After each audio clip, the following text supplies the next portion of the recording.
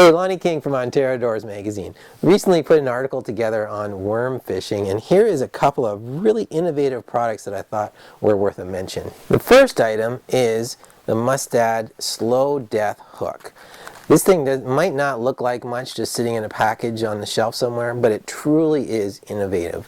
What it allows you to do is take a small, tiny, bite-sized piece of worm, very, very finesse presentation, but just by the design, the bend of the hook, it actually breathes life into that when you put it on sort of like a three-way rig or put it in the current. The people that I fish with often who fish for walleyes, they've literally for certain circumstances have switched over to this type of hook, and it really makes a difference in their types of fishing. Again, leave it to Mustad to come up with something truly innovative for worm fishing.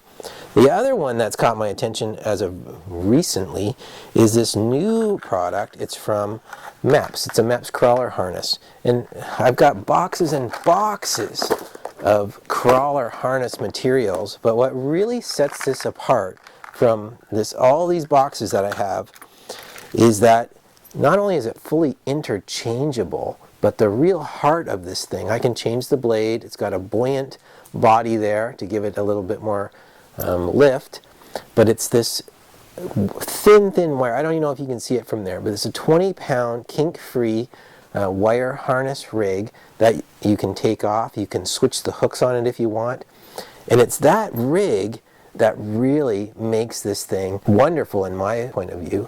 Not only if you get a pike or some toothy critter bites you, you've got a chance of landing that fish, but you can easily store it in a box. You can take this off. You can see this box here I have. I've got a bunch of rigs that are taken apart. You can even take that little wire harness and stick it on some other bait, stick it on a crankbait. Here I've got this on a Lake Clear wobbler, which again another deadly combination if you fish for trout, especially in the summer. Trout and worms, deadly combination.